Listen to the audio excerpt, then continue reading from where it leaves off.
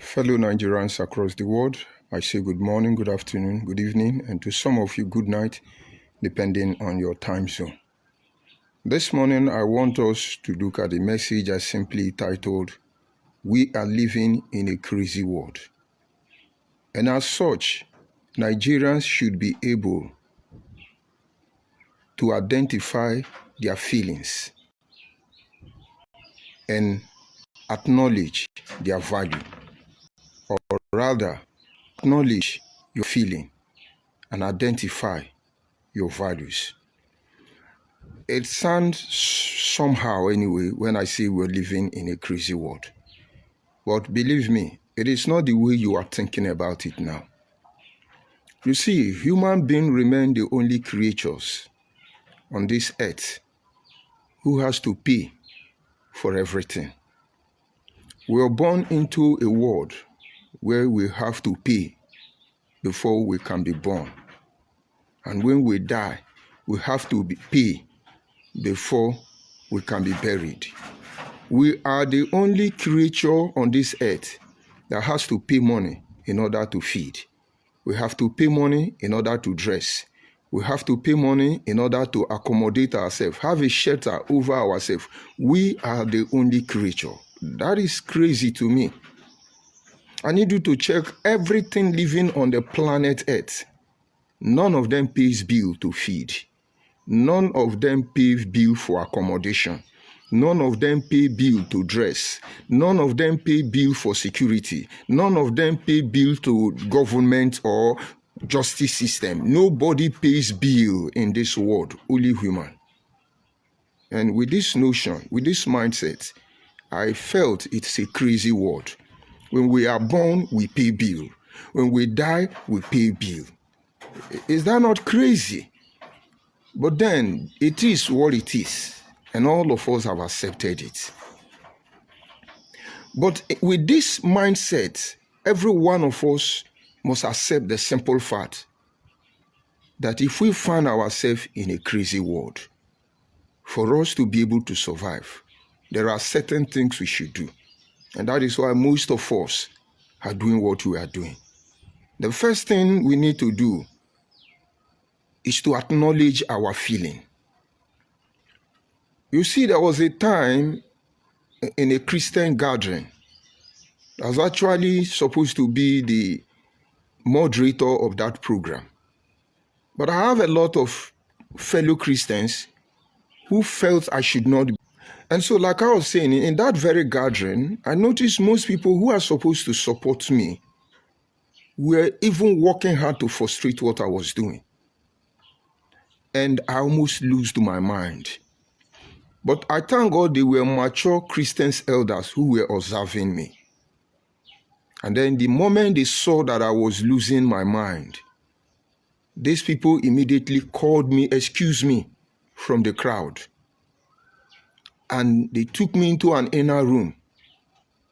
And they said, it's okay, it's okay, it's okay, it's okay. There were three of them. They started advising me instantly, as if they knew what was going on in my mind. And I was forced to open up for them and say, you see what that brother is doing? You see what this one did? We see, we saw everything, but now get it right. If everybody is losing their head, don't lose your head. You must protect your head by every means necessary. And they calm me down. And so, like I was saying before that hinge from those who are trying to block my broadcast, I acknowledge that yes, I was almost losing it. I acknowledge my feeling and I calm myself down. And I relaxed for some minutes and then I went back to the arena. And this time, I delivered that program graciously. I acknowledge the crazy things going on. But because I acknowledge my weakness to react in such an instance, when everybody's looking up to me, like I said, the video is always constant attack, the page, but they're not going anywhere. And like I said, having been able to see the challenge, the battle I will face in that crazy circumstance, I have to acknowledge, I accept this simple fact. I know I am unstable. I know I have to be necessary. But then, don't take it for granted. You must outline your value. There are things you should do. There are things you should not do. And by the time I have been advised by people who are more mature than me, like I said, I came to the stage. Many of those people who were trying to mesmerize me, they did not relent. They didn't stop. They continued their attack. But I looked at them and I checkmate them with my value. I cannot be like them.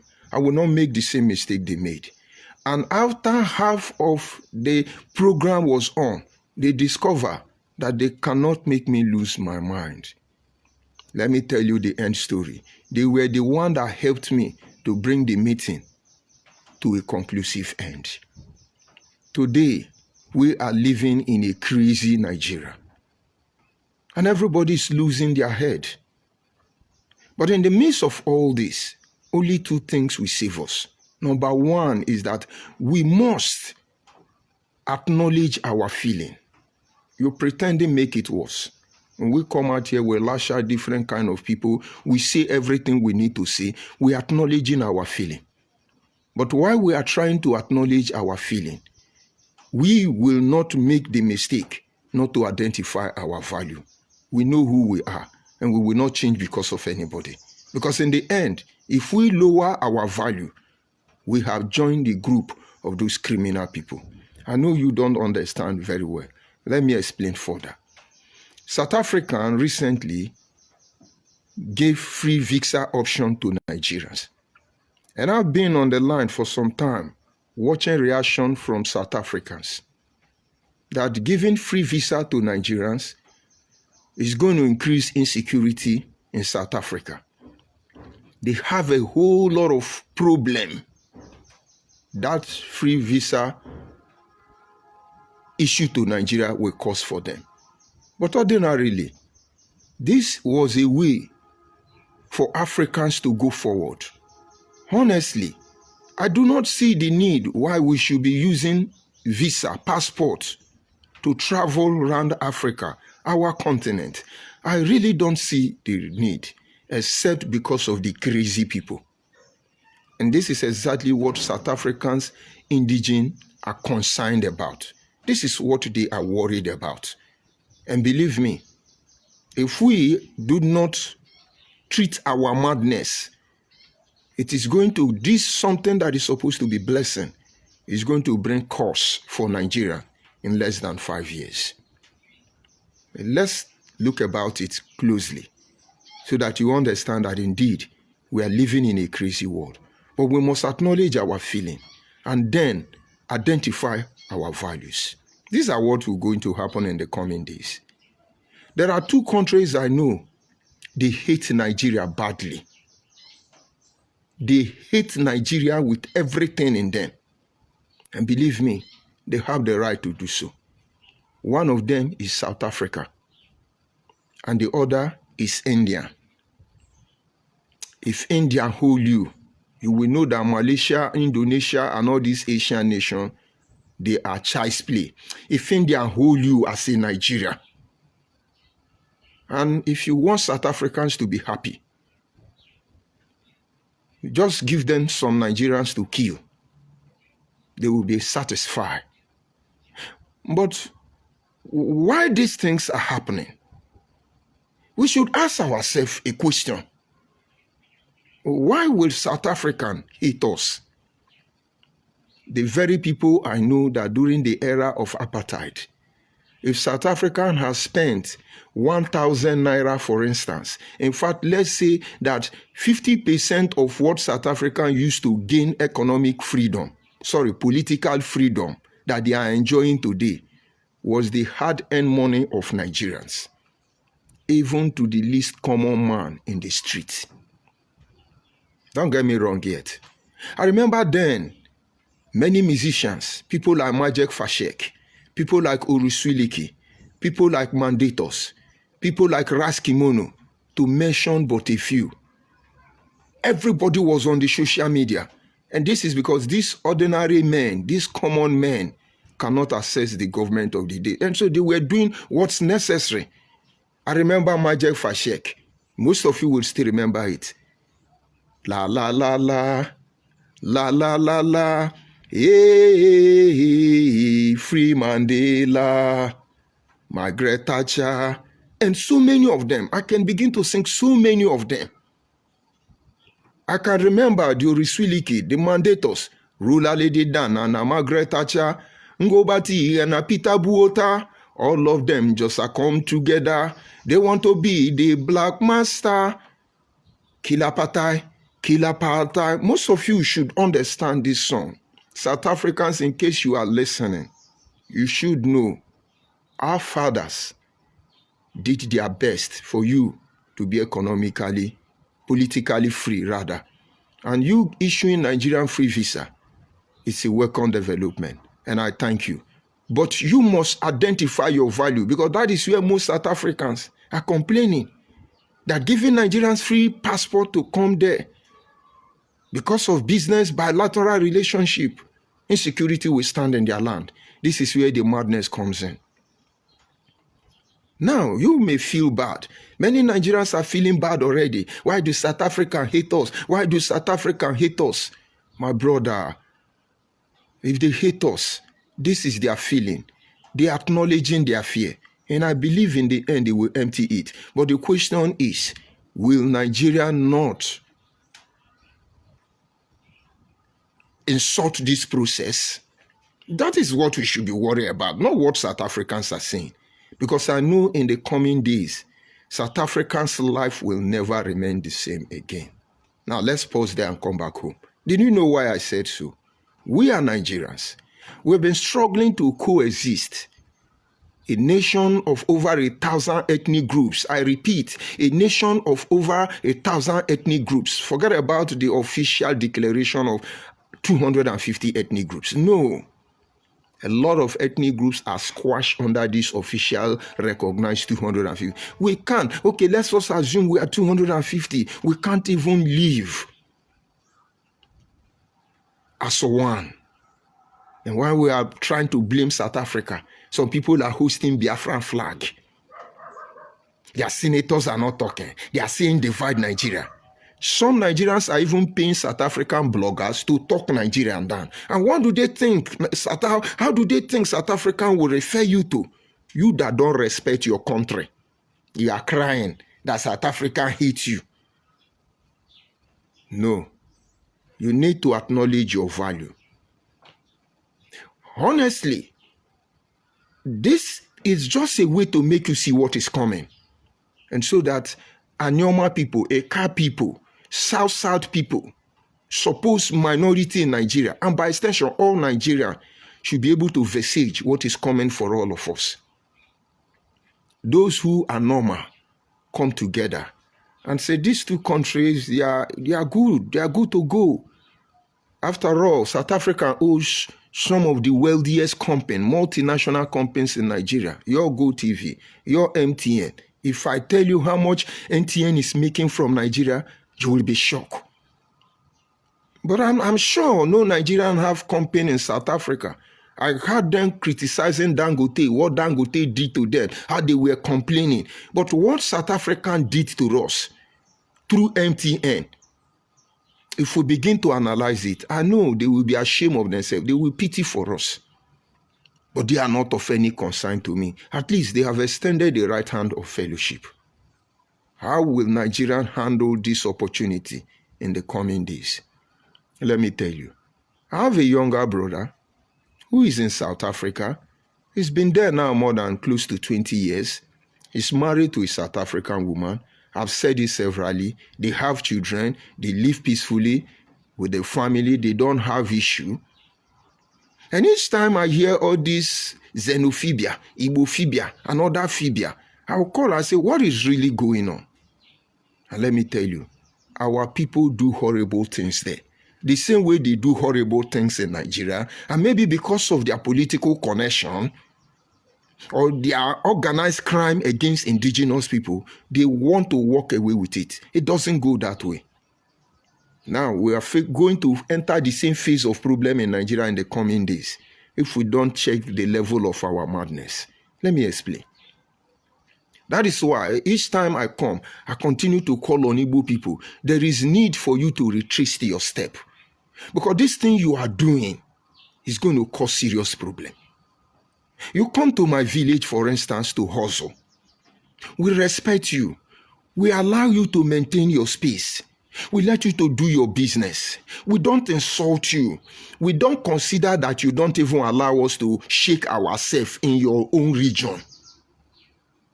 But you forget very soon that we understand your language. It's you who don't understand our language. I see somewhere. Okay, we are back.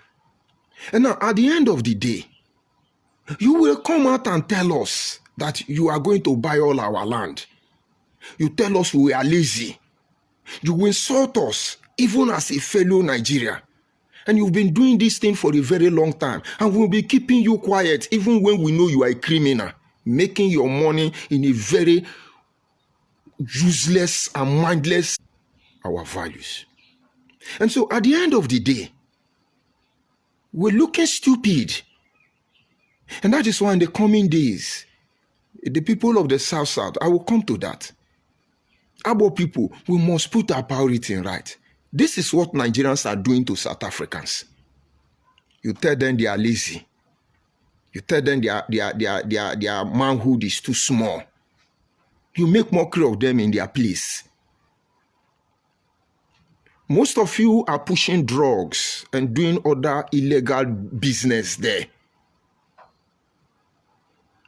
But at the end of the day, they are not selling drugs to their doing in their own country. Is what they go out to do in South Africa, and it's the same thing they are doing in Nigeria. I mean in India. Let me tell you, I have two brothers in India. One of them have died. But what happened? The elder one was doing drug. Okay, he's back.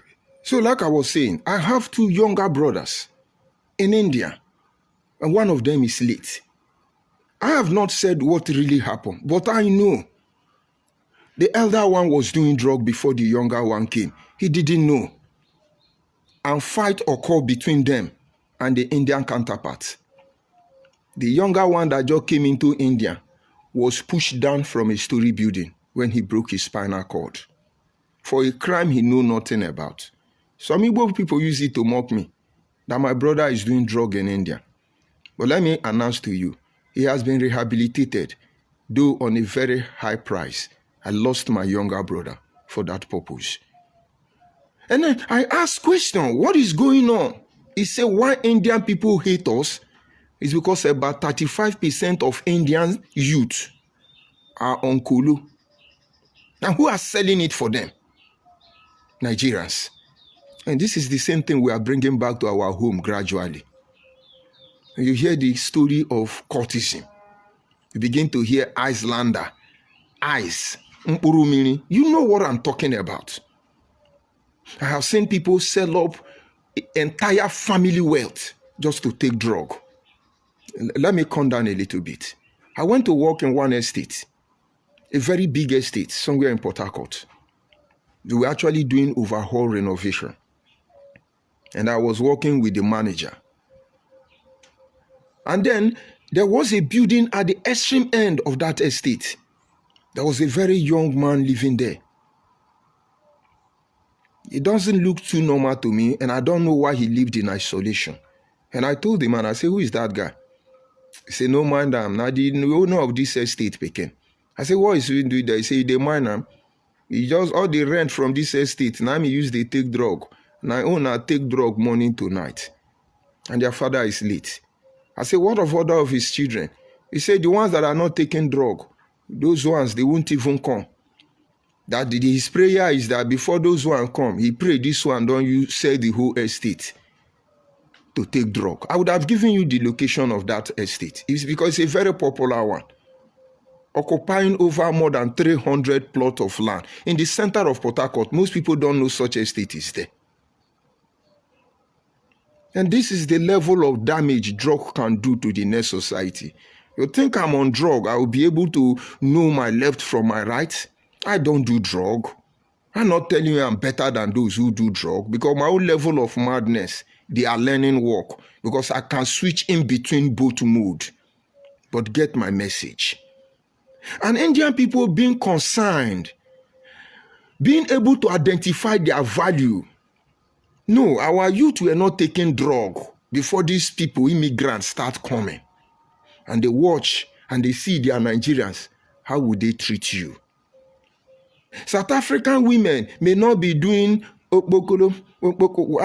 do I put it? They are not doing selfie. They are not showing their breasts. They are not showing their nyash before we came in. And when we came in, they start seeing the norms in the society which is not part of them. My brother, for them to survive, they must be able to identify their values. That is when they begin to ask questions.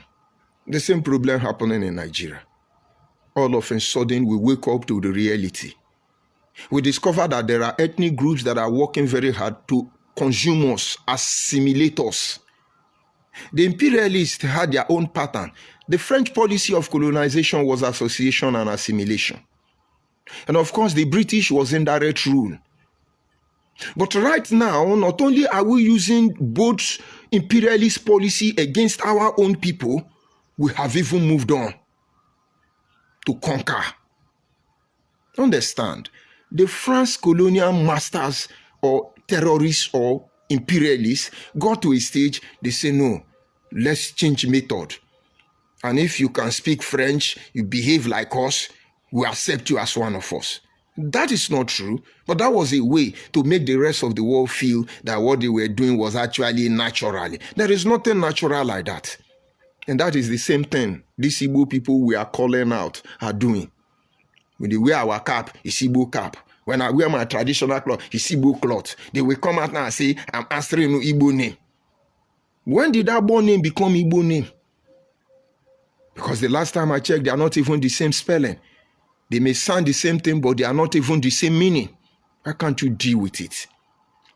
This is association and assimilation. It has eaten so deep that even one of our senators is now begging Nigeria, oh, President Ahmed Bola Tinubu, oh, Senator Akpabio, please, you have to carve my village and dash it to Ndibo so that they will not do Biafra again. That is how bad it can be. He is not acknowledging his value anymore. He, Ned Nwoku, has lost sight of his value. There are things we don't do. We love money. We need money. We work for money. And then we use money. Money don't use us. That is the problem. And now, by the time we acknowledge our feeling as I'm doing, the yardstick to recover yourself is to identify your values. I remember in those days when we were doing Biafra, which Okafor first spent almost 1 year crying on Radio Biafra, that is concerned in the whole of this issue, is that the activity of Nnamdi Kanu, another criminal gang, trying to mesmerize my region, is that they are lowering the value of Ndibo. Then we were not saying anything. Maybe he's not paying attention to all those things again. And so if we in Nigeria have started seeing you as a threat in our own community, in your own Nigeria, my friend, who are you to judge South Africa? Are we not supposed to retrace our back, look at our values, and then understand that there are things we should do and there are things we should not do? This is a crazy world. And now we have found ourselves. We must acknowledge our feeling and identify our values. And that is where we come in. And that is the main purpose of this broadcast. Nobody will protect our values. Nobody. We will do that. There is an adage in my place that say, Onye elu alen don dama. Onye elu alen don dama. Even fowl understand this rule and regulation. Buy a new chicken, whether it is noiler, broiler, native cock, cockerel, whatever species of fowl. Buy them newly. Although I can't talk much about all these broiler them. But look at your native chicken, cock. Just buy them. And then in your compound, lose them. Let them free. They may run at the first time away from you. Just be observing them. After they notice that they are not under attack, and they begin to observe the environment, the next thing they do is that the fowl will raise up one leg and look around your compound. I know most of you have not noticed it. Try it. Not genetic enhanced chicken. No, the natural ones, because the instinct is still there. And in my place, they believe that the fowl want to find out first of all if the people in that community are walking with two legs before they will drop the other one. And peradventure, it is a village of one leg. It cannot begin to hop with only one leg. But only when they discover that these villagers walk with two legs, that is when they will drop the other one. Even fowl have respect for human being. But human being don't have respect. And that adage in my place simply say, if you go to people's community, behave as they behave. Because that is their value. That is their space. I think there is an English saying that says, if you go to Rome, behave like Rome. If you go to London, behave like London. If you go to America, behave like America. This is so that you will not become a clause in the wheel of their progress. But what are we doing? We are exporting our shenanigans. The things we can't even do in Nigeria, we are going to do it in other people's country. And somewhere along the line, there is no policy that will save Nigeria. Mark my words, in 5 years, we will see what South Africa will do about this free passport trip to South Africa. Because in 5 years, if they open this floodgate for Nigerians to enter there, South Africa will not remain the same again. And in 20 years, you will have Nigeria who will be dragging South African land with them. You will have Nigerians that will tell you, we developed South Africa. We are the owner of South Africa. They will even name South Africa Igbo name. Madness everywhere. But do I blame them?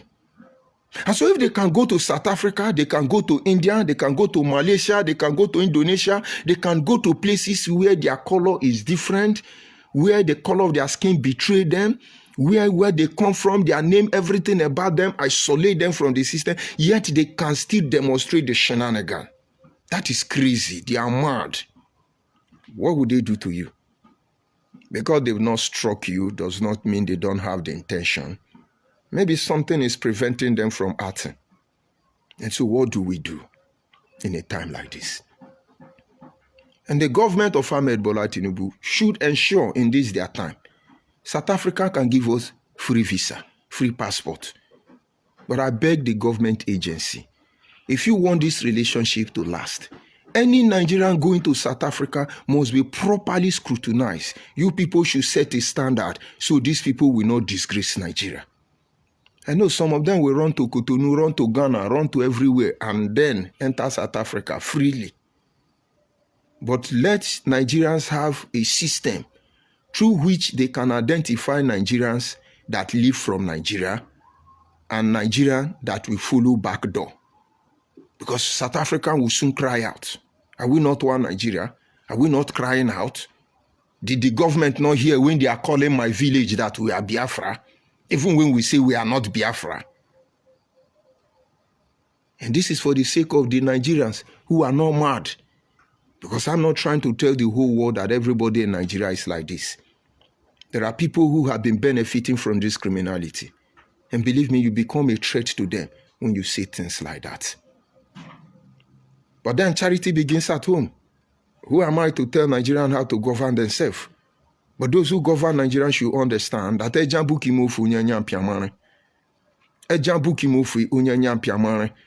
those policies that used to work then, it won't work now again. And if you work now by the virtue that the people have not reacted, believe me, it's a matter of time. It's a matter of time. We are gradually identifying by our suffering. Christianity said the struggle is the glory. The people of Nigeria are gradually realigning themselves by the hardship they go through on a daily basis. And one day they will ask a question, who has made our life miserable? And I hope you will be able to stop them. But let me tell you the truth. AK-47 will not stop them. A millions of battalion of soldiers combined with artillery, air force and navy, with all the paramilitary and the whole police, even in the whole world, will not stop them. Because we are almost pushed to the wall. But this is the era we are making effort to remedy the situation. And so Nigerians should know this and have peace. Any community that is still relying on a more superior community to organize your people, you will be missing in action. This is just a call for every village to protect their village, for everybody to begin to organize your people. Know who you are. Know what you are. And anybody who cannot respect your rules and regulations should not be around you. They should not be around you. When they destroy your value system, you are gone. There are a lot of things we have to talk about. But first of all, today, I want you to know that we are living in a crazy world. And for us to be comfortable and secure in our own home, we have to pay for it. For us to organize ourselves, we have to pay for it. For us to say the truth, we will pay for it. For you to eat, you will pay for it. For you to be healthy, you will pay for it. And when you are sick, you will pay for it. The day you are born, you will pay for it. And the day you die, you will pay for it. The day you become a debtor, you will pay for it. And the day you are paying back, you will pay for it. You go to borrow money from the bank, you will pay for it. And the day you deposit your money in the bank in form of savings, you will still pay for it. And why are you afraid to pay the price now? You are from Abo. There are a lot of things we need to talk. I made a call before now. You are from Anyoma. There is a lot of things we need to talk. We really need to review our position as a people in our community. Review our position as a people, as Nigerians. Because the time is changing. And what we are going to change into is very important. If we live in an ever-changing world, and we are major key player, we have a role into becoming anything in the nearest future, we must be very careful what we are changing into. It doesn't make sense to most of you. But to those who know what I'm saying, they are still paying most of our brothers to defend their lives. We see an Asian man will come and tell you, Isha is Biafra, Isha is Biafra. You will see Urobo man telling you, Urobo is Biafra, Urobo is Biafra. And then you see some people coming to tell you, hey, I was listening to one Isuku boy on his platform, and he was crying. I come from Isuku. There is oil well everywhere in my village. I don't see any development. My brother, this is not the time to cry that cry, except you are being influenced. But believe me, I respect what you are saying. Maybe that is where you people are. We have passed there. Did it start today? Did it start today? Why have Nigeria not addressed it? We cannot continue to sound like broken record. Isaac Adakaburu was virtually a Enugu man until he went to his village Olobiri. Many Igbo people did not know his Igbo. And he was enjoying life in the capital of the old eastern region. He was not a small boy. When I mean he's not a small boy, he was an icon, somebody you can identify with. Because I want to believe even into the terrestrial institution level. A student union president is not an ordinary person. He was the student union president of the University of Nigeria in Soka. He went to his village. He looked at his village, nothing is there. He came back to Enugu thinking he has a voice. He told the Igbo people in charge of Enugu, something is wrong. Look at my village. All the money we are spending here, nothing for my people. They didn't listen to him. He returned home, mobilized these people. And now, in case you don't know, if they find oil in your community and you think you have come to heaven, you are lying. There is a conspiracy theory that says any community they see oil or any natural resources, all of you will permanently remain poor. The only thing that will happen for you is chop money. Are they not paying Niger debtors, the one they call militant, for speaking up? Are they not paying them? A few of them not millionaires by the virtue of paying them for condemning this thing you want to do now? Cry from here till tomorrow. That theory remains there. There is somewhere in Anyoma land, I won't call the name of the village. When we went there to discuss with the king, talking about the issue of insecurity, somewhere in Okwane Aziz, and the king in confidence told us that the problem they are having in their community now is that one of their youths, who is very useless, smoking Igbo up and down, has been paid by one of these oil companies. They have empowered him. He's now the one chopping all the chopping sin that would have come to the community. A lunatic now controls even the king.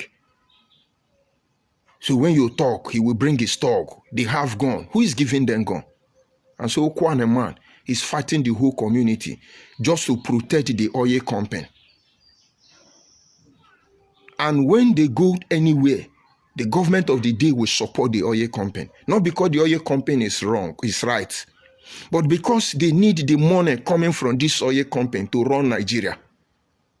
So if we come out here and say, no, they must develop our place. No, they won't develop your place because you will be powerful. You think this hunger is a coincidence? This hunger you see, they want Nigerians to be more poor so that none of you can talk. They want you to be more poor so they feed you, because he who paid the piper determines the tune. Poverty is a tool to humble everybody. That is exactly what they are doing. You think they don't know what to do, and then in a twinkle of an eye, everybody start eating with two hands. And then we begin to cry, oh, and they remove poverty. No, you develop a defense mechanism. You look for a way to survive in the midst of the hardship. Don't go crazy. Don't lose your mind. It doesn't make sense. They won't develop your place. There is a community in Abia State we went some time ago. And if you see the community, very small community, the oil company there, about 3 oil companies were in that community. They take care of all the people there. But did you know why we went there? Almost 60% of the ladies in that community has now become punching bag for the security guarding those oil facilities. You should know what I mean. And the young man who took us there to check what was going on, see now, as we see them every night, they pick any of our guys they want, they do what they want. And then when they stay there 10 years, they will have a bunch of children that are not children of the community. But can those people talk out? We can come here and analyze the problem of Nigeria. We've seen it all. But we know that analyzing it is not the issue. You begin to work towards resolving it. Now, how can I tell Yoruba to organize themselves when they are even 30 years ahead of my people? How can I tell Igbo people to organize themselves when they are almost even in the next generation? They have crossed after rapture in terms of all these activities. And then we are still living in 20 BC. And you want to complain with the electronics device of 20 BC. to somebody who is living after rapture already. My brother, you look for a motto that will take you into the future. That is what we are here to do, to provide you the motto that will take us into the future. And so if they are using megaphone, we use megaphone. If they are using ram horn, we use ram horn. And if they are using AI by means of communication, we follow them. That is the only time they will hear you. That is the only time they will respect you. Believe me, a lot is at stake. But the point is, you cannot keep quiet. There is an adage in my place. He said, "Where will we me? When you beat the eyes and you see the eyes is dropping water, give it some time. The nose will begin to drop water at the same time." If they kill a Nigerian in South Africa because of the criminality that Nigerians will do based on this new policy passed by South African government, it's still Nigerian they are killing. And in as much as we do not agree with everybody, honestly, we don't want any Nigerian to die. If they have to die, let it be of a natural cause. Nigerians are having problem. A crazy world where the EFCC tells you that they see one estate in Abuja, duplex of over 700 and something building